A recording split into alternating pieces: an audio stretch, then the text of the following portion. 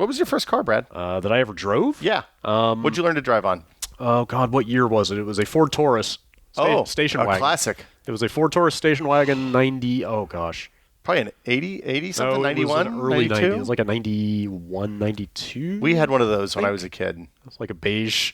Oh, ours was blue, sky blue. Just the most family-ass, 90s-ass car. It looked beige like it was from station wagon. It looked like it was from the future, though. Kinda, yeah. It did have like the sleek, rounded. So it was almost like some kind of mid-century vision of futuristic spaceships or something. Yeah, it looked like it should go a lot faster than it did. Yeah. My first car, my parents were like, well, we don't care about this car enough that we're going to let you drive it. I mean, I grew up driving tractors and stuff on the farm and pickup trucks and all that. But the first one they let me out on the road with was a 1985 Ford station wagon. There was 1 year where they didn't put a model number or name on the station wagon. It was just station wagon? Ford station wagon 1984, 1985. That's incredible. It was really good. I'm not saying I would want to own a station wagon, but I miss station wagons. That's why I have an SUV. Yeah. It's because it turns out SUVs are kind of cheap. Station wagons, really premium because they're for people who don't want to be seen driving SUVs or vans. Wait, do they still make them? Yeah, shit, yeah. There's a lot of them. Wow. The Volvo makes them. Okay. I mean, I guess Subaru makes them. What I was going to say is an Outback. It's technically it's kind of a quasi.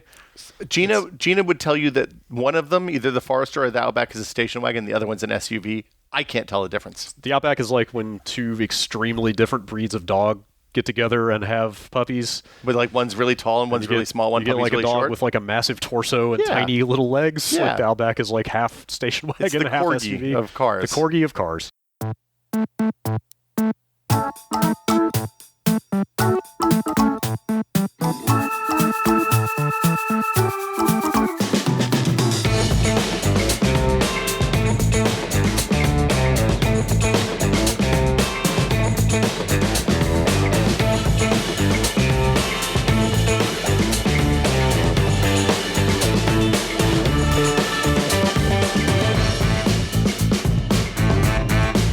Hey everybody, welcome to another episode of Brad and Will Made a Tech Pod. We're making one right now. I'm Will. I mean, maybe we should have considered the tense of the name. Look, considering we are in the middle of recording it. Podcasts came at us fast, man. That's true. We were like, hey, let's do this real quiet, and just release it out to a couple of people in our communities, and then all of a sudden it was on Reddit and message boards. It is a real arms race out there. Yeah, the podcast market is both saturated and cutthroat. Look, we got to get out before those fuckers at NPR roll out their own single topic tech podcast. How many more late night hosts can this market withstand before it all just collapses in on itself? Jimmy Fallon only has so many hours in the day.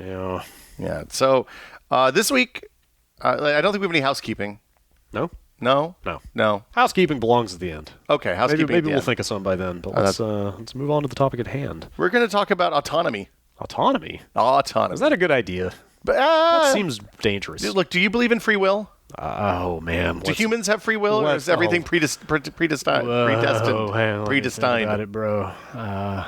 Man, is my hand even the same color for you as for me? I actually, yes, hello. Don't have an answer to that question. Oh, maybe.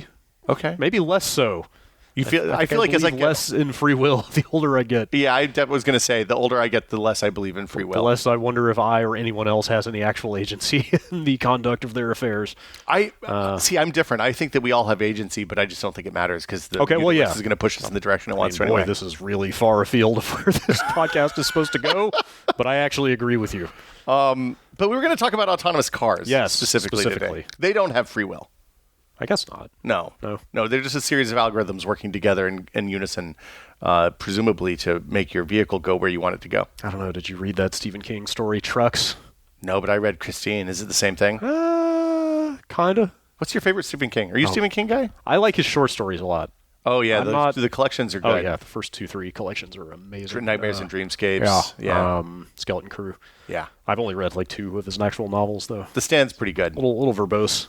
I like the Dark Tower stuff a lot. In some cases, yeah. Yeah. Okay. Anyway, killer cars. Yeah, killer cars. Trucks, the whole come to life. No. Run people over. No. Okay. Yes. Look. People are going to get run over. Okay. We should get that out of the way up front. Yeah.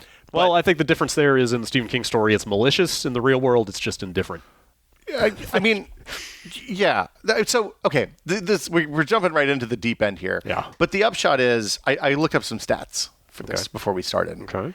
According to AAA, the American Automobile Association, a large automobile lobbying / user support group, the average American does 2.2 trips a day in a car. They spend 51 minutes a day in the car. They drive 31.5 miles every day. There are 225.8 million drivers, which means, if you add all of that up, it's about 70 billion person hours a year in a car. That's a lot of just time. for Americans. That's maybe arguably too much. Well, I mean, look, you got to get to work. You got to get to the grocery store, all that stuff. I have a really skewed perspective on this whole issue because I have lived in San Francisco, not just near a city, but in a city for going on 17 years. You're one of those coastal urban elites that doesn't drive. Basically. Yeah. So I just have like a very limited perspective. Like, it's really weird for me every time I get in a modern car because those instances are so few and far between. Like, to put it in perspective, like, I have not driven regularly since I moved here, and I bet it's been at least a decade since I was even behind the wheel, period. Yeah, I remember when we first started whiskey, I think you still had a driver's license. You still I am still licensed. You're still licensed to drive. California God, drive. man. But every time I get in a car, which is like maybe once every year or two at this point, you know, like I go back home to visit or something, and like my parents have got a new car or something like that. Like, every time I get in a modern vehicle, I feel like I have jumped ahead in time like a decade. Well, because like, without fail, there are like one or two new drive assist features that weren't there the last time I was in a car, and it's just like, it feels like technology is just like hurtling forward in that category. It's funny because a few years ago, when I was still working at Tested, I was like commuting back and forth every day, and I was like, why am I should get an electric car, and I started driving and like doing the weekend loaners for a bunch of electric cars, and I got into one of them. I think it was the BMW i3, and it basically like in driving up 19th, it would just drive for you. It would stay in the lane. It would do all the acceleration and braking. That's a BMW? BMW. So I guess that's actually kind of what I'm getting at here is that, like, self-driving cars felt like such a forward-facing initiative initially. Like, it was the Teslas of the world and, like, Google, Waymo, like tech companies and like Uber. tech-adjacent companies were the ones pushing this vision of the self-driving future. And I feel like instead these features are just backdooring their way into everyday cars of every make and model.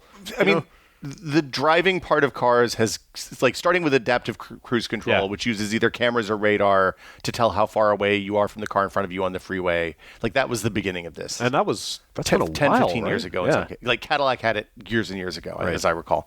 The thing that's interesting is, like, the other stuff has kind of crept up, like lane keeping and obstacle avoidance. So I'd never heard the term lane keeping. I mean, it's pretty self-evident what the it car is. stays in the lane. But I've been in cars that have it in the last few months, and like that was the big one to me. It's not like the car is making, you know, like full-on intentional right-hand turns and stuff, but it is some degree of self-steering. Like self-guidance is the big one to me. It can see the lines on the road and stay inside them. Like that was the moment where I was just like, oh wow, this stuff is just trickling down into everyday cars now. This is not like you don't need a Tesla with 3 firmware updates to get this sort of thing anymore. It's funny. We were one of the other electric cars I drove. This might have been the BMW too, but it had a camera on the front as part of the lane keeping and all that stuff. But it also would recognize speed limit signs. So it would see the speed limit sign, and like the little HUD would be like, oh, you're going 75 and it's a 65 mile an hour zone. So like that stuff is there. It's been creeping in for a long time.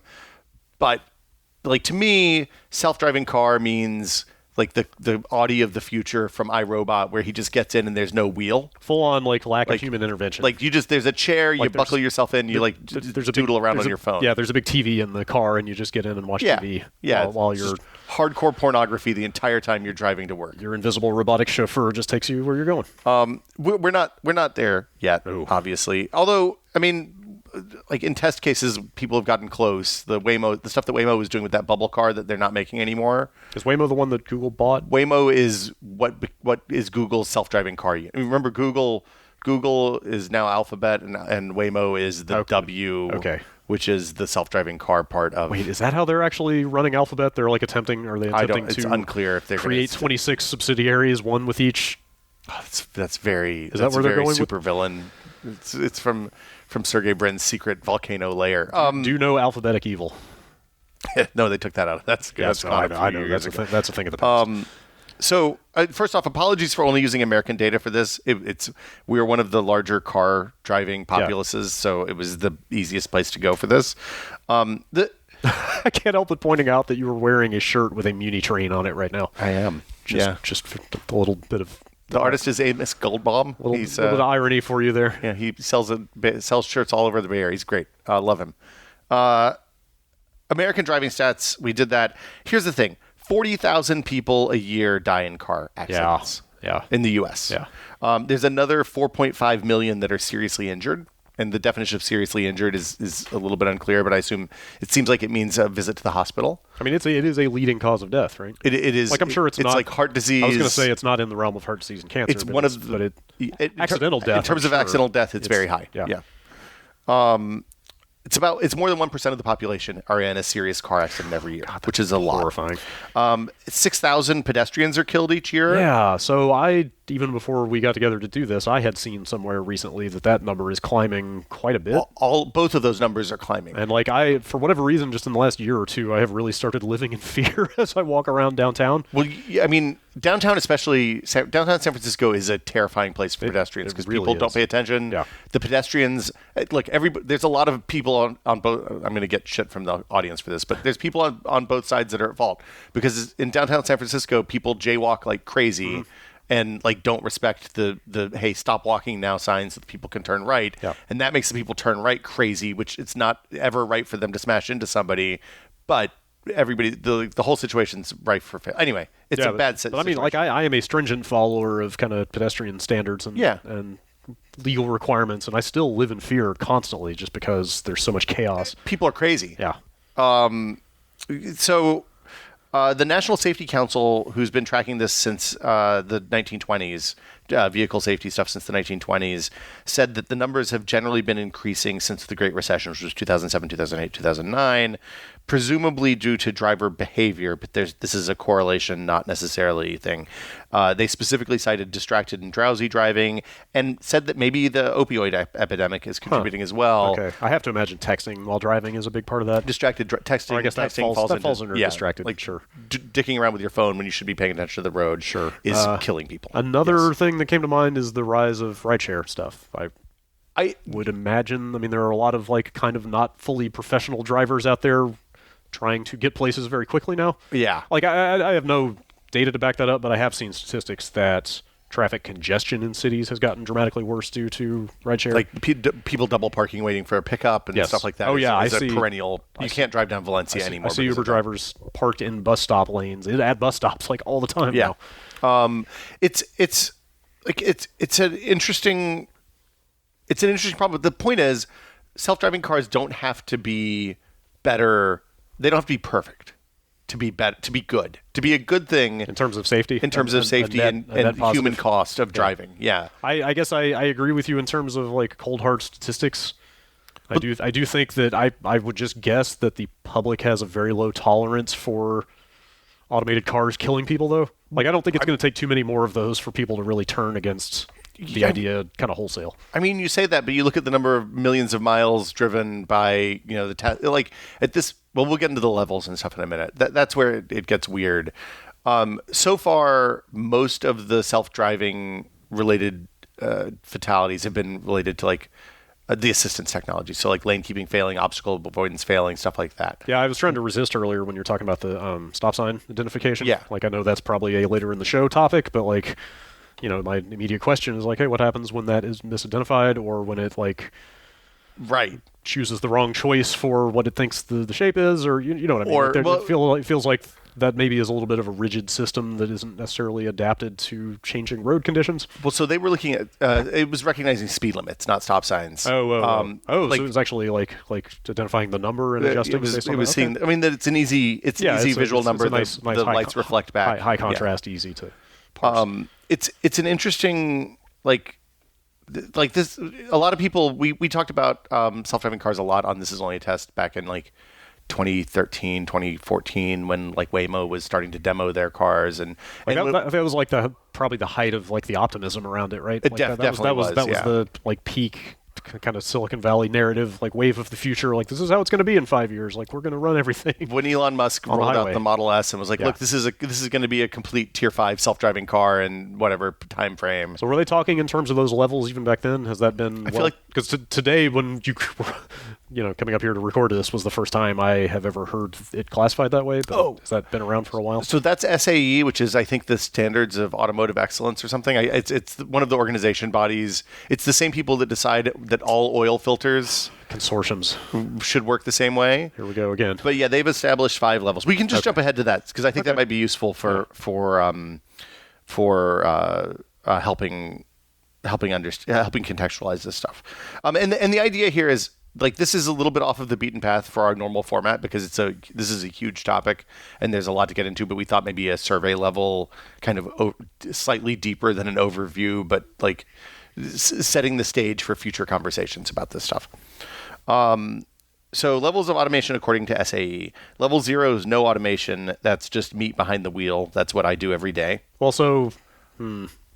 Well, you know what? I'll let you go through these before I ask questions. Well, so like the question I started to ask was: is there actually a current car being sold right now, like a current model year that has no automation whatsoever, like that would even fit that classification at this point? It seems like almost everything has something, but again, like I don't know if power steering and things like that. Well, so power steering wouldn't count, no, because that's entirely the user's intent. Yeah, and that's why I'm getting ahead of her. No, it's okay. But like cruise control, I think probably fits in that category. Although cruise control only maintains like non-adaptive cruise control. Yeah.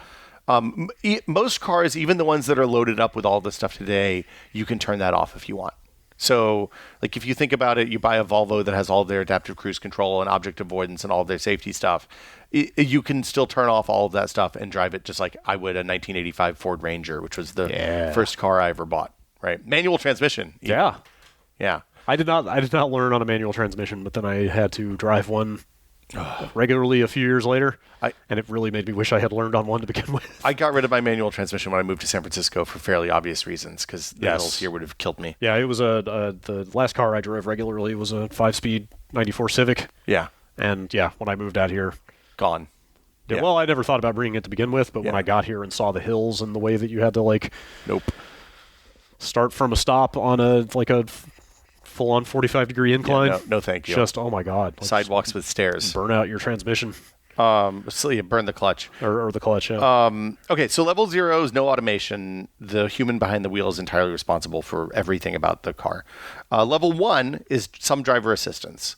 The car controls the steering or the speed, but not both simultaneously. So, like, adaptive cruise control is an example of this, where you get on the freeway, you say, I want to go 75 miles an hour, and it monitors what's ahead of you and behind you, or specifically ahead of you, so you don't rear end anybody.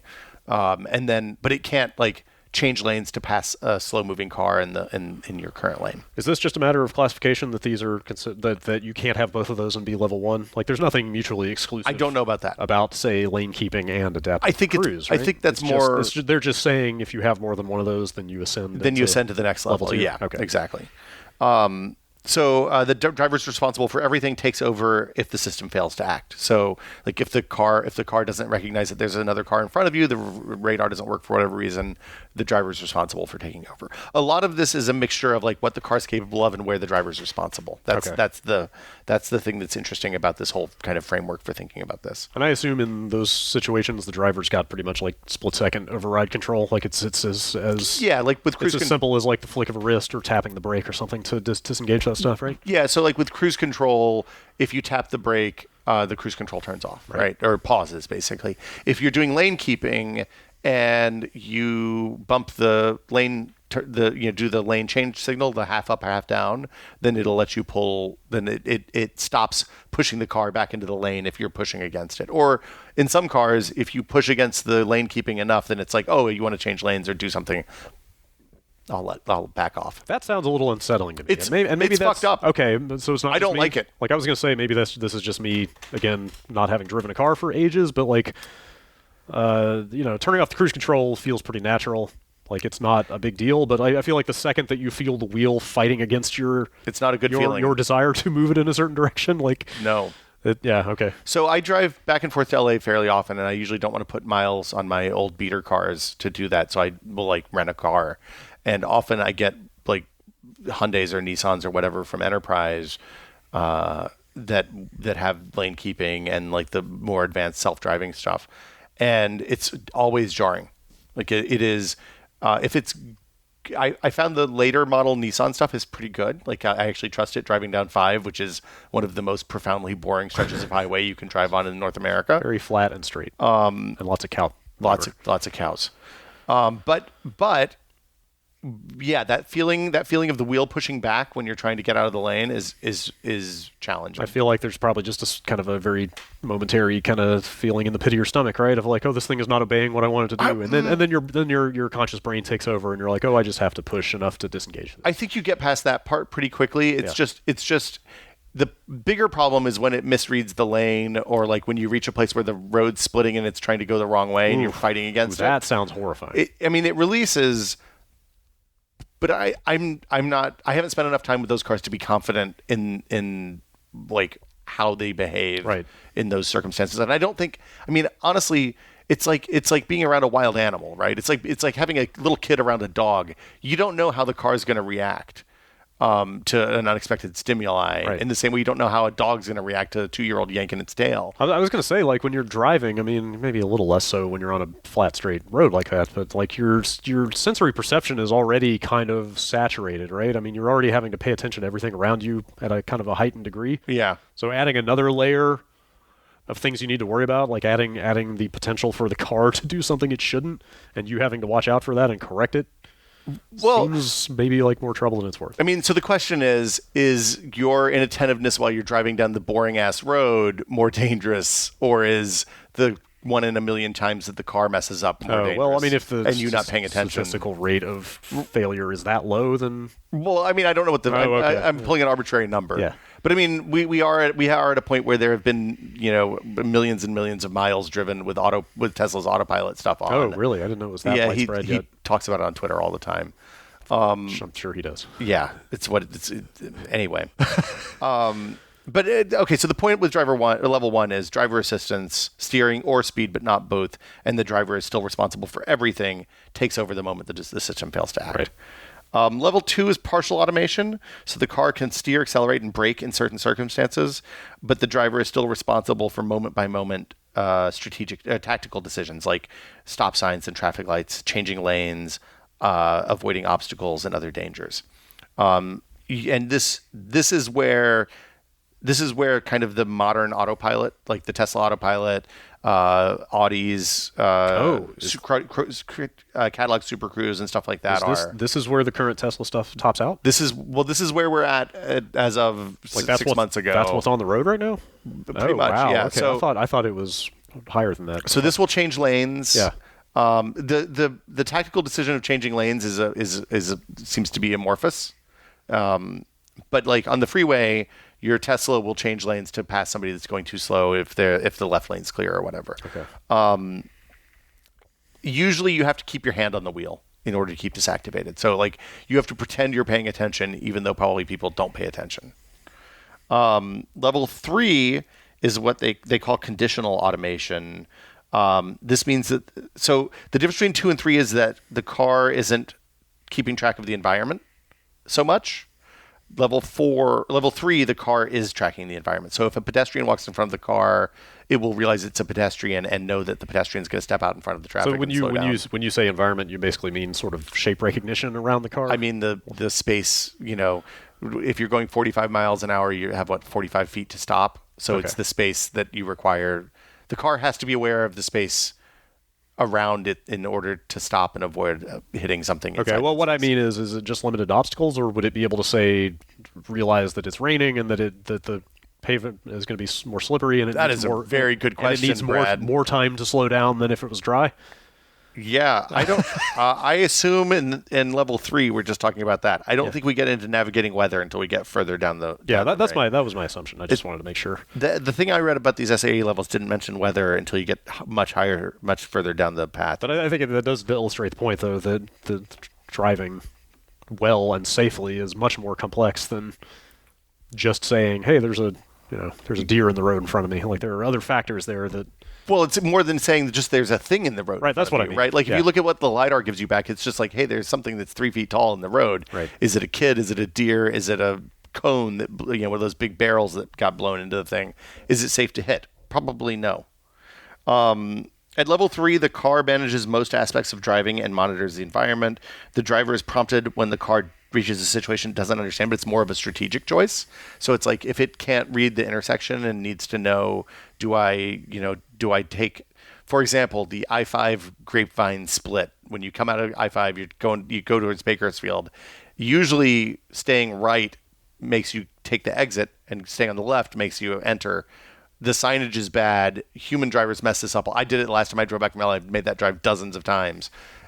If the car doesn't understand the situation, it'll prompt the driver, usually by bumping the wheel or ringing a chime or some combination of all of those. I mean, that again just raises my hackles, though, that like I feel like the human tendency is going to be to kind of disengage with what's going on if you don't have to pay attention to it, right? So like I feel like there's some extra sort of cognitive spin up time if you're sitting there on your phone or just like not. I think that's a fair criticism. If you're zoning out and what's required to get you back in the game is some kind of sound effect, like there's going to be a second or two of like return to awareness, right, before you can react, and like just like milliseconds count when you're going 80 miles an hour, moving at speed. Yeah. So presumably this is going to alert you before with more than enough time to like read the situation. Okay. Assuming the car itself recognizes the. This is still arguably a car that you're supposed to be paying attention to the entire time you're driving. Yeah, again, like but the expectations and the reality of the way people will use it are. I've yelled for years about Tesla naming the autopilot because I think it's incredibly irresponsible because words mean shit. Yeah, who knew? Yeah. Audi's traffic jam pilot is a specific example of level 3. In that it can change lanes, and like when you're stuck in traffic, you can hit the button and it'll just do the TDM for you. Level 4 is high automation. This is the second to highest level. Level 5 is the highest. And this is that the car can operate without human input or oversight in certain conditions. So certain types of roads, freeway, urban, etc., or a specific geographical area. And probably this is limited to specific weather conditions too. So it wouldn't be able to drive in the snow, but maybe it can handle light rain or whatever, depending on what type of sensors it uses. Driver what this means is once you might have to drive your car to get onto the freeway, and once you get on the freeway, it knows where you want to go, and you just take your hands off the wheel and go about your business. This doesn't exist outside of prototypes like the Waymo stuff. Really? And the standalone, like experimental cars, essentially. Okay. And even specially licensed cars. And even here, what you're describing sounds like anything that requires a lot of frequent decision making, a lot of turns to make, a lot of routing is still going to be on the driver. Well, I think because freeway operation, I mean, it happens quickly, but it's relatively simple, right, compared to driving on side streets and that sort of thing. Well, it turns out it's complicated, but yeah. As a general rule, the signal to noise ratio of good data to bad data on the freeway is pretty straightforward. That's kind of what I was getting at. Like worst case, the car can follow the car in front of it, and it'll probably be okay. Right. Just do what the other cars around it are doing. Right. You don't have to manage like if you think about like the area around your office downtown, where you're going up 3rd Street and there's a million alleys and there's all these weird pull-offs and there's parking lots and there's strange just like roundabouts and bike lanes and just 100 like very noisy, like you said, kind of elements to worry about. Well, and like power lines and people and weird reflections and like construction. Yeah, exactly. Yeah. Constantly changing streets. Yep. Maybe the lines aren't painted on the road because they just repaved, and that confuses things. It's complicated. The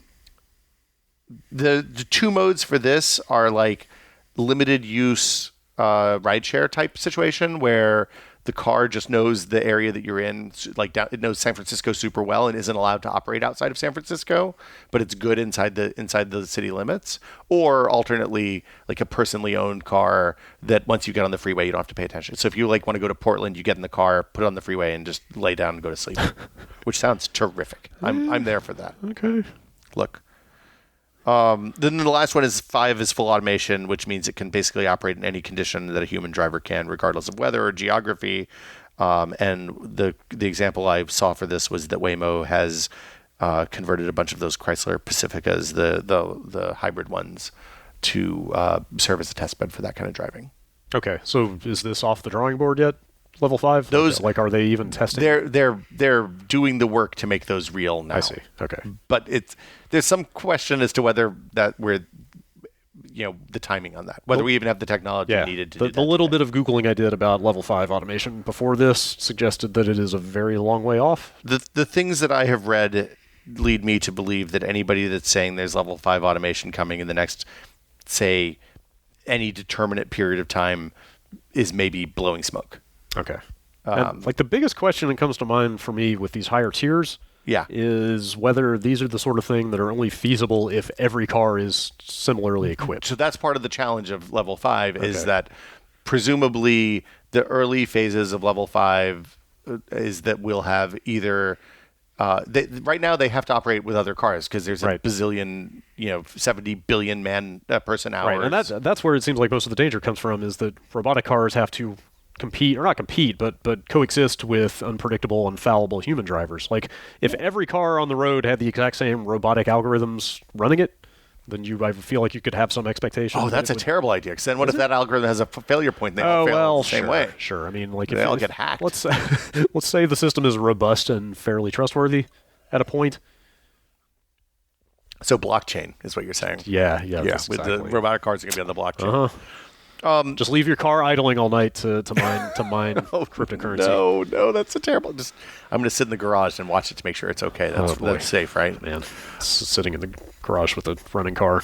Well, it's electric though. It'll be fine. Oh, that's fair. Yeah. Okay. All those bits. Yeah. So here's the thing. I think all of this is predicated on the fact that they have to coexist with human-driven cars. The benefits that computers have are that they can read situations and see things, very rapidly. Reaction time. The reaction time. Yeah. Our reaction time is 45 miles an hour. My physics professor told me this, or my physics teacher in high school told me that human reactions happen at about once you get above 45 miles an hour, you're not able to react faster than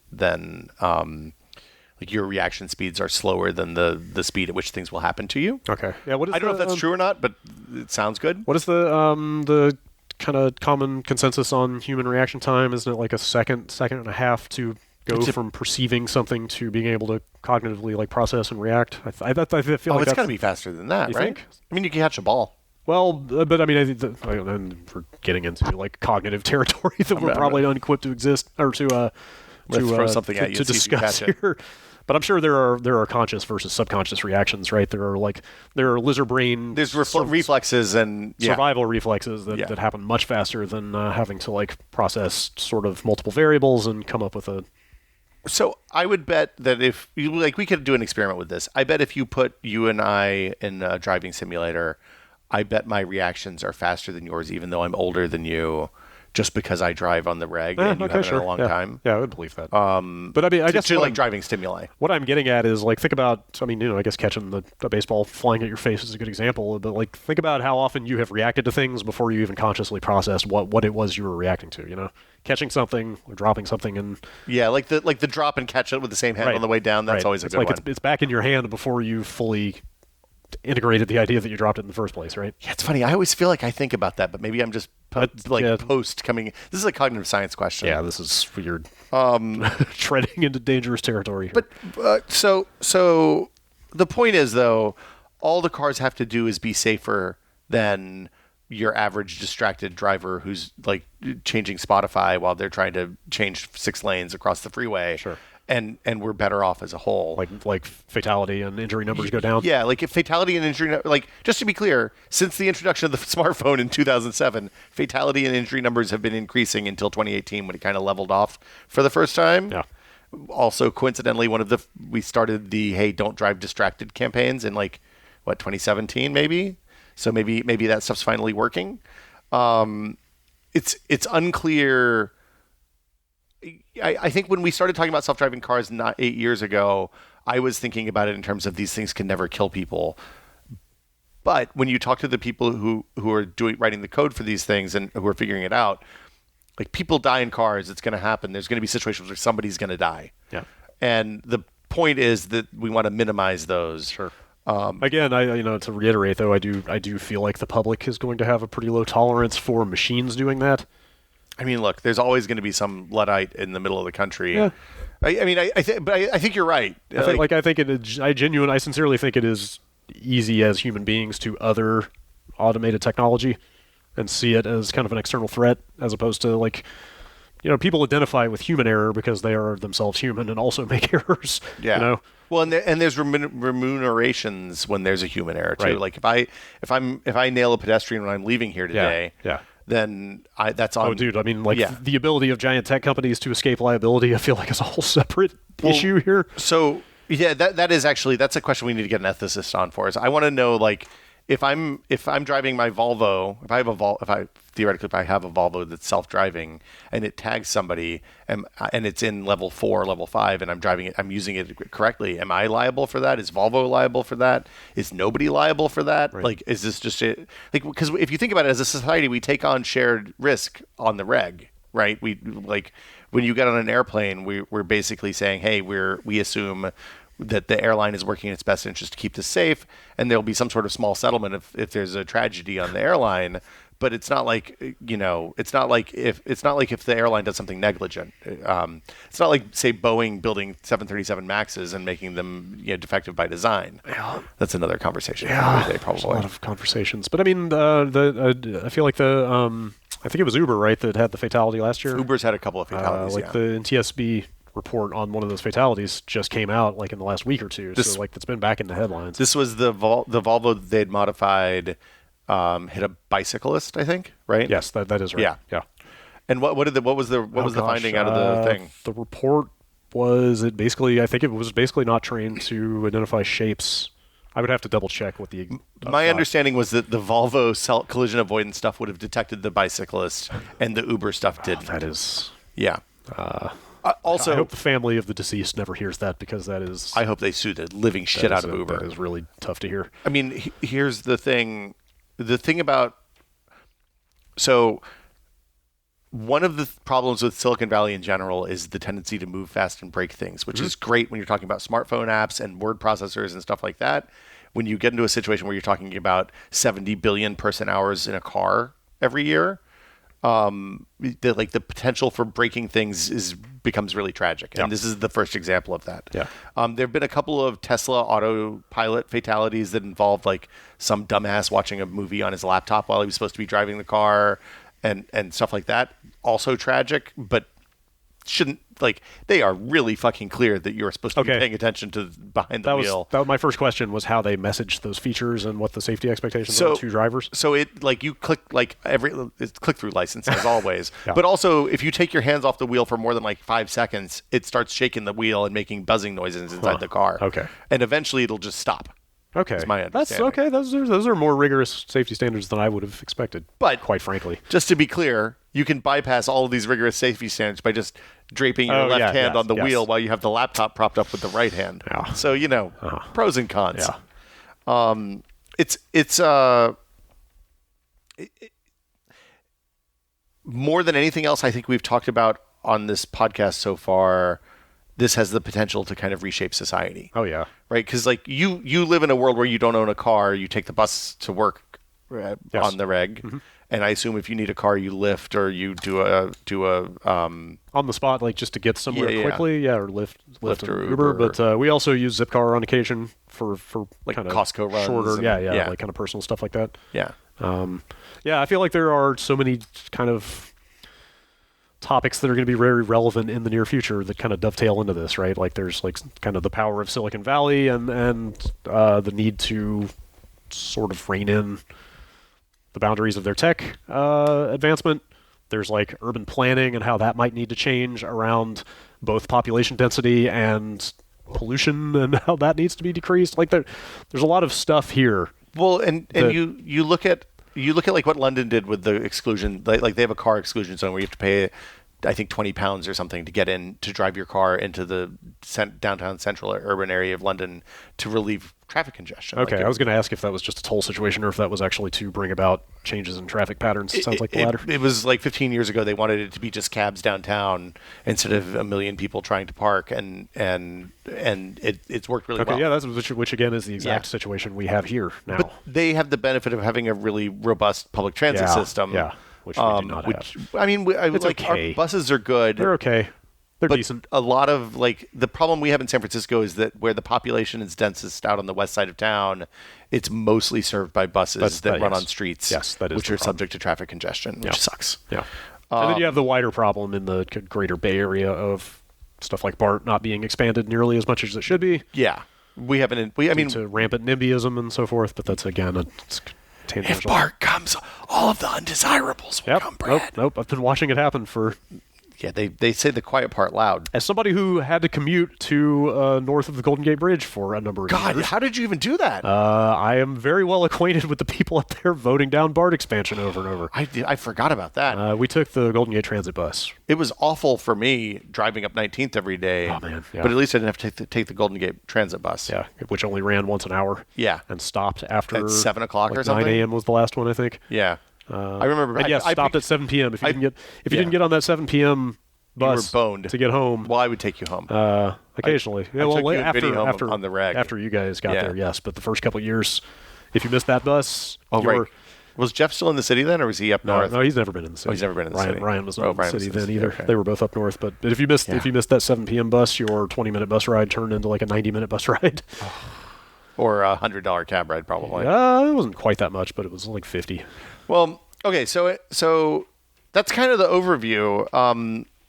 The self-driving cars, it seems like the thing that's happened that's interesting is, everybody's gotten really pessimistic about level 5 over the last few years. And even like level 5 with caveats like you're not going to drive in snow or ice, people have gotten kind of pessimistic about. The other thing is, like, it seems to like this is going to end up being paired with electric cars. So, and some manufacturers may be wanting to move to a model where people don't ever buy cars again, where you're just like subscribing to a service, just like everything else. Okay. So, instead of buying a car, you pay per ride, you pay a couple $100 a month for access to either private or shared or whatever level you want.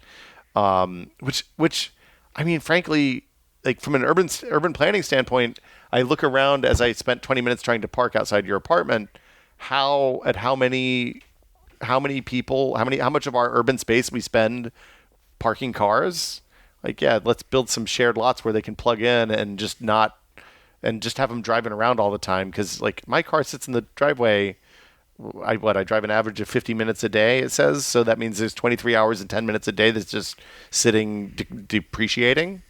I'm fine not owning a car. Totally. I'm 100% with you at this point, having not had to deal with it for a very long time.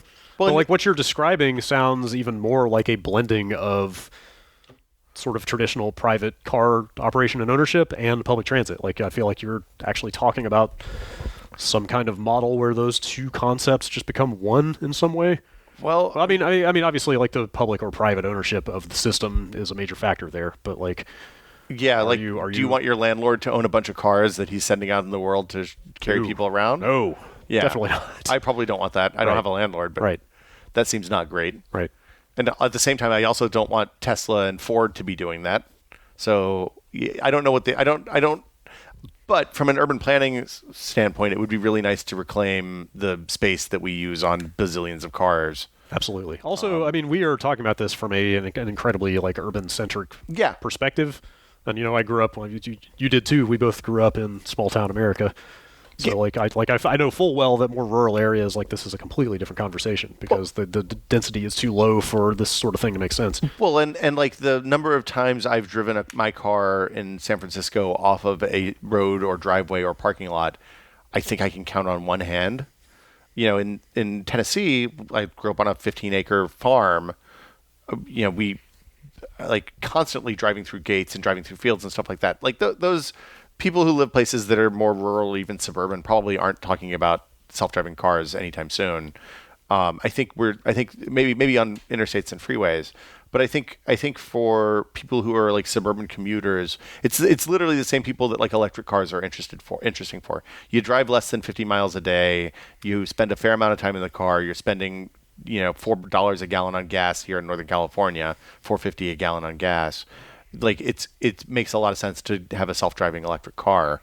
It's just a matter of when is the right time to jump and whether it's something that you buy or subscribe to or what the model is and what its limitations are.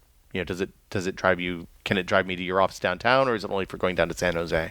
I don't know. Yeah, it almost sounds like, setting aside the technical difficulty of getting to level 5, it almost sounds like maybe that's just too extreme for what's practical for society. Like I could almost see a situation where like 20, 30 years from now, people have just decided that like level 2 or 3 was actually the highest we realistically needed to go. Maybe there's a happy medium between direct user intervention and automation that is more ideal for safety standards and so forth than trying to let the computers run everything. I mean, I don't think, like, I think there's a real chance that my daughter, who's now 6 years old, almost 7, won't have to learn to drive in 10 years when she's already not interested in it. She thinks it's dangerous, which is funny because when I was 6, I was like, man, I want to learn how to drive. Like that was the classic American teenage notion was like everybody can't wait to get a license and like be free of the parental yoke. Yeah. Right? But like she's grown up, and when we travel places, then we take lifts and stuff like that. Like I often don't rent a car if I'm not going someplace that I'm going to have to do. If I'm going to an urban area, then renting a car is usually counterproductive. I don't know. I don't think we're going to get into cars that don't have steering wheels anytime soon. I don't think we're going to get in and hit our location on the map and have it just drive us there. But I mean, who knows? We'll see. Yeah. I don't know. I think that's all I got. Yeah, I could ask questions all day about any topic, but here's one that is kind of related. Okay. I mean, it is related. Hit me. It gets into it's that entertaining territory of the rising and falling fortunes of Silicon Valley. Do you think that Uber's business model is doomed? Is Uber doomed? Like the thing that is seemed to be the case with Uber for the last 2-3 years is they're just trying to corner the market just in time for robotic cars to come online. I mean, so they don't have to pay anybody anymore. Like they want everybody using their app. And then they want for that market dominance to coincide with not having to pay human beings and just running a fleet of automatic cars. So the common wisdom is that they have spent the last 10 years building market share, right? And losing money on every ride because their quarterly losses at this point $100 million. I think they're losing billions per quarter at this point. Yeah, no, it was only.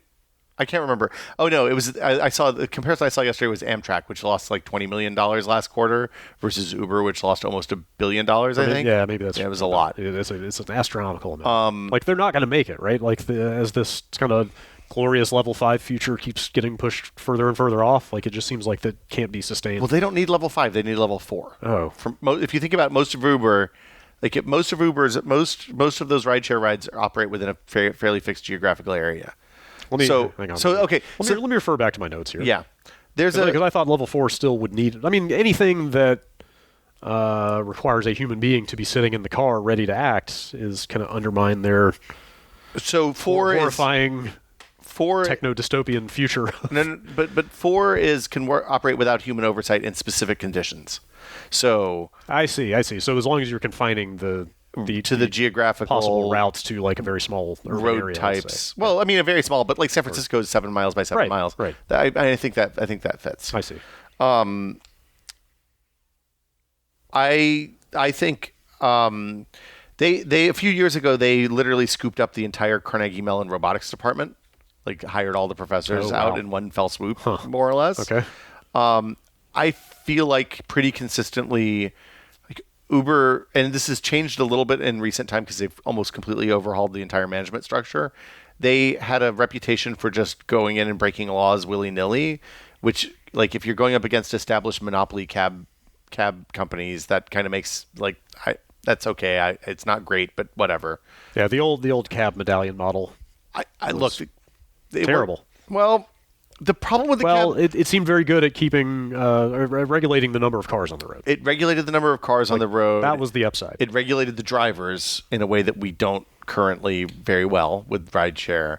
The downside is that they had no inclination to innovate. So when we were, 2010, we all had smartphones and we have these screens that can call cars, and you still have to call the phone number and wait 5 minutes for the person. And on New Year's Eve, you're never going to get the answer. They didn't innovate in ways that reduce friction for users, which is why Uber and Lyft were able to get a foothold. Now, the problem with Uber and Lyft is they've been losing money on every ride for like 9 years now, 8 years now, or something like that. And also, Uber has pretty clearly been building a robotic, self-driving car fleet technology with the goal of replacing all these human drivers. Whether they're going to keep getting money from venture capitalists long enough to make it to that point remains to be seen. Right. Their record with self-driving is, I think, the worst of anyone out there that has a significant number of miles on the road. That's unsurprising. Yeah, like I said, moving fast and breaking things is great when you're talking about word processors. Yeah, when human lives are at stake. Yeah, or even just property, massive property. Yeah, like you can't destroy a $60,000 car parking a word processor. But it turns out if your self-parking shit doesn't work right, you can do a lot of damage to somebody else's vehicle. Sure. So yeah, I think I don't know. I mean, I think that the other option is for them to figure out either charge more for rideshare, which means people are going to go back to cabs or public transit, or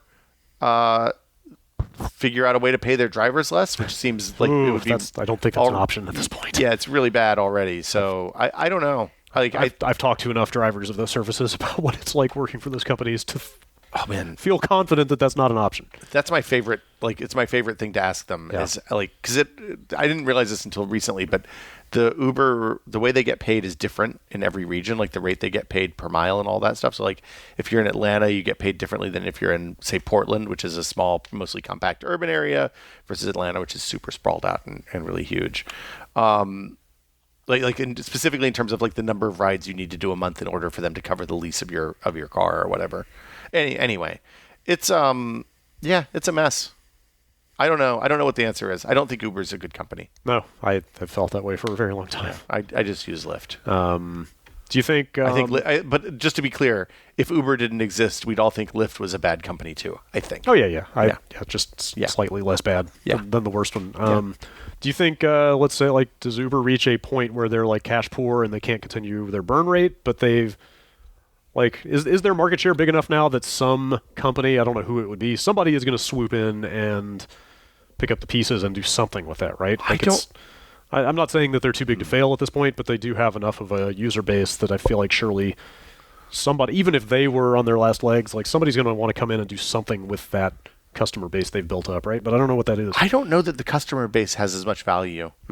Like if you think about it, most people who use Uber probably also have Lyft on their phone, or at least know enough of Lyft to get the competitor, the main competitor. Yeah. And most of the drivers seem to be driving for both. Everybody, they all drive for both now because that way they can switch back to whichever one gives them the better deal on the lease. Because it seems like from most of the people I've talked to, the goal is to drive whatever you need to get the lease covered, and then you get the money. Like that doesn't come out of the money you make as a driver. I honestly don't know. I think. I think we're gonna have to wait and see what happens. I think Uber is. Look, whoever figures out the self-driving stuff, if they do it in a patentable way, is going to make so much money that the self-driving stuff is just data collection. Like the rideshare stuff is just data collection. Oh, you know what? That was one more thing I was going to ask about. Was we were chatting about this before we started. And you floated the idea of, I didn't even consider it working this way, of individual cars out there sort of scanning their surroundings, keeping track of everything that they see and encounter. And reacting to that. Feeding, well, not only that, but feeding all that data back up to a central resource. And like basically the idea of like sort of collective navigational data. Well, so there's two ideas. One is that the car should just react to the stimuli as it detects them without knowing anything more than like where the roads are. That is exactly what I assumed all self-driving was. Yeah, but that's not how it was just reading, instantaneous data around the car and reacting based on that. But it sounds like there is a lot of sort of cloud-based stuff backing that up. Well, so a lot of it is as I understand, and then this is almost certainly a gross oversimplification. But a lot of the data that's being collected right now is used to train machine learning models for things like image recognition and like how to deal with things like that weird interchange at I-5 and I-5 in Bakersfield, right? Okay. So it's maybe it sounds like it's less about having a gigantic data set that describes like an entire state's roadways and more about just like more generalized behavior. Well, so the question is should which is the right answer? Is it that the car reacts only to the stimuli that it's presented in the moment, or should all of the cars be uploading stuff to a shared database? Like a super Waze for all intents and purposes. Do you even know about Waze? Did they have Waze when you still drove? No, but I've seen Okay. Uber drivers use it. Yeah, so the point of Waze is that it is that database, right? Like if I'm driving along and I see a cop or construction or a traffic jam or whatever, I tap the little button, distract myself for 10 seconds and upload a little thing that says, hey, there's a problem here. That seems dangerous. It's like 3 taps. It's totally fine, Brad. It's not at all distracting. Sure. But the point is you can do that really quickly and not have a big, it's like that then becomes a shared resource that's of value to everybody else that's using the app. And that's why it says, hey, there's 800,000 people using Waze in your immediate vicinity right now. I think that probably the right answer is a combination of both of those things, right? Is that all the cars are constantly uploading to build their own machine learning models and get them better and get the sensor integration between the LiDAR and the cameras and the front bumper radar and the rear bumper radar and all the different things that are happening at any given moment in the car's like immediate space, and using those things to paint a better picture so that like every car isn't approaching every intersection blind for all intents and purposes. I mean, and then if you want to get to the crazy future where like you just get in the car, everyth's self-driving and the cars are just weaving in through intersections with no stoplights anymore. Yeah, what speeds could be possible when there aren't that's human level beings 6, right? to worry about? Everything's a bullet train then. Yeah, but in order for that to work, like you essentially think about how hard it is to get, say, a video game to do no latency on a server that has 100 people in it. I play PUBG, so this is a constant concern for me. Sure. Like there are no moving mechanical parts there. Yeah, no, I don't think that's gonna. I don't think we're ever going to get to a point that like the cars are weaving in between traffic, like that GIF that everybody shares when they talk about self-driving cars on the internet, or like the classic like Blade Runner conception of a bunch of flying cars crisscrossing each other and just constantly. Well, crisscrossing's easy because they're high. They're different heights. Yeah, sure. It's like airplanes. They're if you're going in different directions, you're at least 1,000 feet different from each other. I think. I can't remember. That would make sense. That seems right. Yeah. Anyway, they need TCP/IP for cars. TCP/IP has too much latency, man. You got to get that UDP. Well, no, you need to have checks. Oh boy. Yeah. All right. Anyway, let's not open this can of worms. Yeah. So I don't know. I can't imagine that the next car I get isn't going to have at least some a level 3 type situation where it can drive me on the freeway with minimal attention. That seems to be the way things are going. I mean, I still like driving a manual transmission, so yeah, it's all very new and frightening for me. But yeah, well, I mean, we'll see. You can't stand in the way of progress. I'm curious. I'm sure people in the audience have cars with varying levels of self-driving. Yeah, I would love to hear some feedback because, again, like I said, this stuff is just quietly trickling out into the wider install base, for lack of a better term, of cars in America. Yeah, they're there. So people have more hands-on experience with this stuff now than you would think. Yeah, it's always interesting getting it. Let me tell you, it's always interesting getting in a rental and figuring out how much the car is going to drive for you. I feel like that needs to be part of the rental onboarding process for each car. That's like, hey, this car has this and this and this. In fact, actually, one of the things that the National Safety Council said is the best thing you can do to make yourself they have when they did in their fatality article, they had here are 10 things. One of them is be a defensive driver. Don't drive distracted. If you're taking prescription medicine, make sure it's not going to impair your ability to drive, because apparently, like opiates, because they're pills that come from the doctor, people think, I'd probably fine to drive this when they're high as hell. But learning how to use your car's safety features, so collision avoidance, stuff like that, making sure that stuff's on and you're actively using it.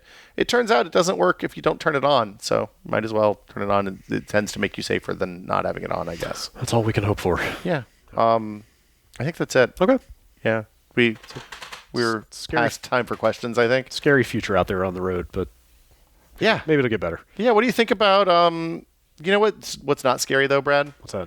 Leaving a review for this podcast on iTunes. No, that's warm and fuzzy and friendly, and everybody should try it. Whether it's positive or negative, we just love seeing those reviews go up. If you want to vent about how this podcast is ruining your life. Hey, look at these asshats and look at what they said. We welcome all feedback. Every time I listen to this, I scream at my radio in the car for the entire 45 minutes. They're wrong about everything. Yeah, they're complete jerks. Or you can let us know on Twitter. I'm Will Smith. At Brad Shoemaker is me. Yeah, the podcast is Sweatpants Tech. Yes. At Sweatpants at Tech. Sweatpants Tech, yes. At Sweatpants Tech. Yep. And I guess that'll do it for us this week. Yeah. See you all next week. Vroom, vroom.